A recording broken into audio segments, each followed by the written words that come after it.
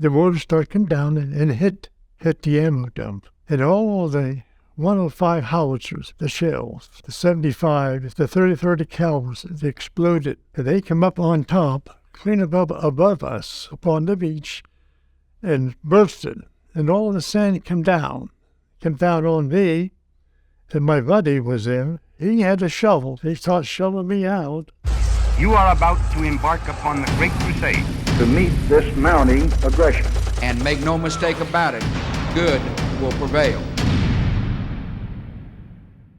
I was born and raised in a little town called Galitzin. It's about 8 miles from Altoona. We had a family of 13. I remember we were playing at a playground, and these folks come out and they called us in the house and say, hey. And it says, we just been bombed by Japanese.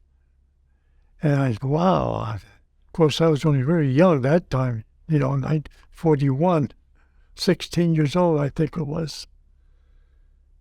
And so that was it. I signed up in June of 1943, and then we went into August, went to Paris Allen for basic training. I had buddies that already had joined, so I went along with them. So I left school early to join the Marine Corps. I was 17. We went to training to Paris Allen, South Carolina. Well, I was pretty active in civilian life. I was pretty well athletic. And when I got into basic training, I was pretty well and conditioned. We were assigned to Quantico, and that was a school of sound ranging. Well, sound ranging, the whole purpose was to locate hidden enemy artillery pieces. We would lay wire about 80 yards, and we had microphones. They were about 18 inches long. They had a positive sign, positive post, a minus post, and we would connect them together, and that came from our command post. So we had connected those into our instruments. But prior to that, though, we had to check out the microphone, so we had to put a canvas cover around the microphone, covered with dirt, and then we clapped our hands. And of course, the needles at our base would move because we're picking up sound. So every time the enemy would fire, microphones would pick the sound up. It would come down through the wires into our meter.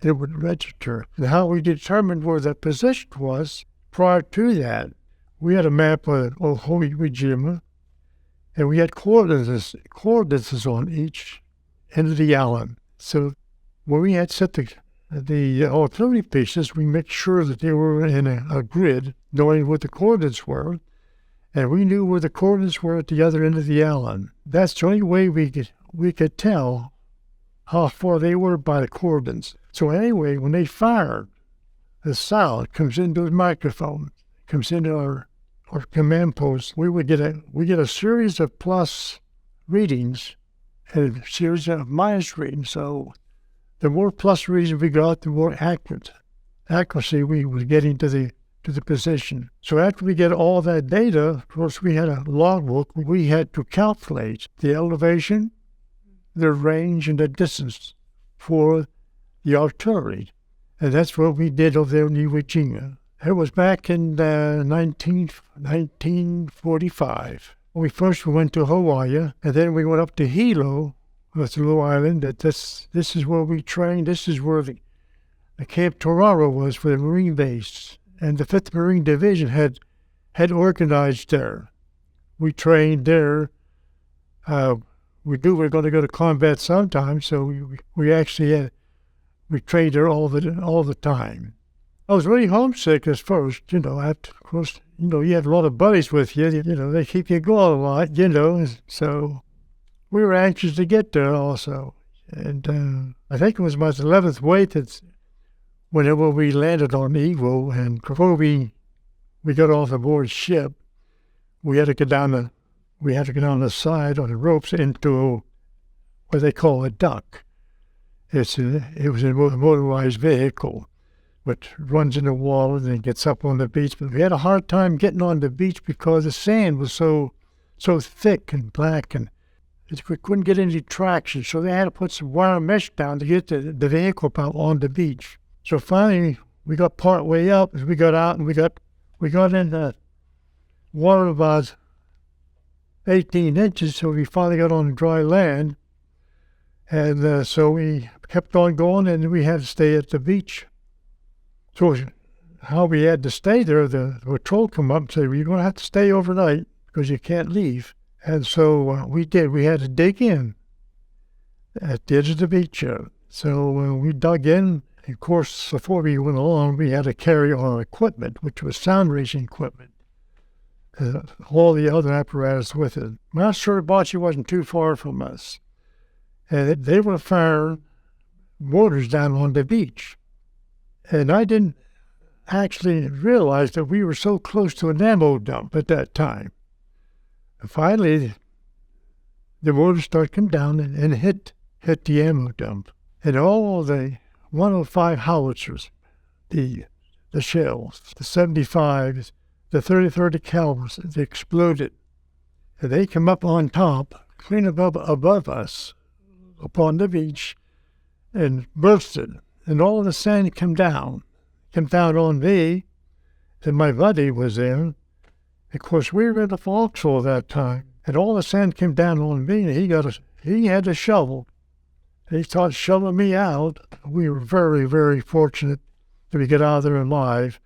And then the next day, the patrol come up, and they said that some of the shells went down as far as 50 to 80 yards along the beach. It really injured a lot of Marines and killed a lot of Marines from that particular incident.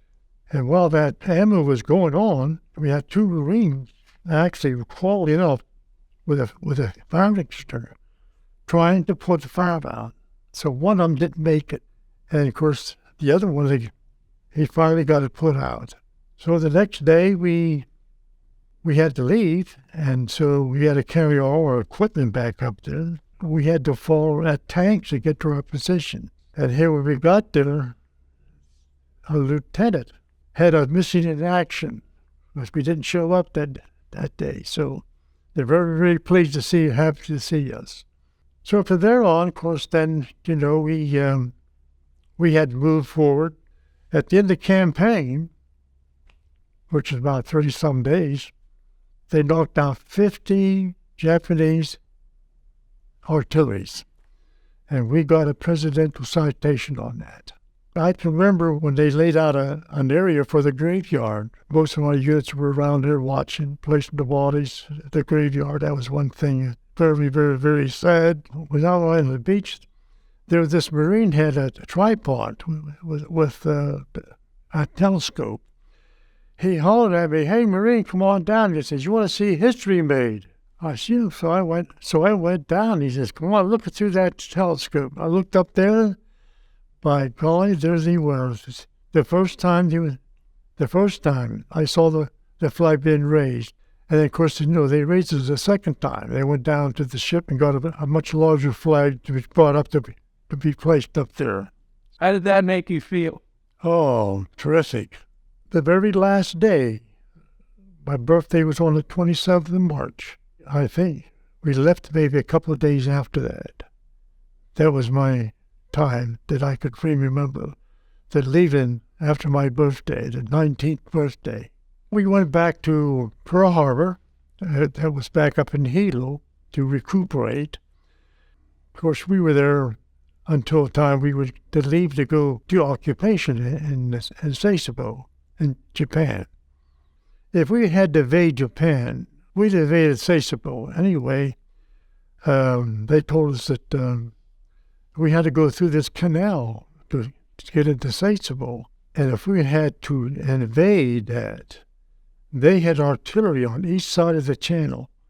We would have never made it through that channel. I think our whole division would have been wiped out, really, if we had to go there. So we were really fortunate that the war was over. Well, when we got there, they were very friendly, and we couldn't drink their water or food because we had to carry purification tablets for our water, just in case, we had to have water. we had to go to an area where we had to disarm some Japanese troops, all their weapons, rifles and all that stuff like that. And then, of course, they had points. They get discharged on points. You had to have 40 points to discharge, and I had that many. We packed up, and we boarded the boat. We went to back to Camp Pendleton, and then from there we took a train all the way into Great Lakes, Michigan. That's where we were discharged. I remember it was on April the 6th. In 1946, we were discharged. If you're enjoying this video, you should join our exclusive Patreon community to receive early access to videos each week, the chance to send questions to our heroes, and much more. We scour the country to identify, film, share, and preserve these first-hand battlefield accounts, and time is of the essence. To join our mission, visit patreon.com/American Veterans Center or click the link in our description. It's up to each of us to guard their legacy and honor their sacrifice. Thanks, and now back to the interview. My dad and brother came to the railroad station and picked me up. After the war, we signed up on that 50-20 club. You got $20 a week until you got a job. So I got hired for the city of Altoona. And, of course, with this training I had at Quantico, it was surveying. And I had experience on surveying. So there was an opening for the city engineering department. So that's how I got in, with experience. And I became a surveyor and an engineer. I spent 45 years with the city. I've been retired since '91. We go down, come off the LST, and I had to carry some equipment with me. You could see that. We were working over towards the area where we were going to dig in, and then we placed all the equipment. Of course, we had to dig a foxhole first, and we had to place all our equipment in it to protect it in case it would get damaged.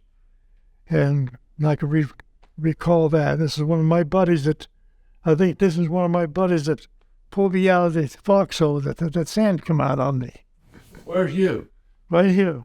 I was 18 years old on that photo. I tremendously feel highly about it, really. I could do it again if I had to, really.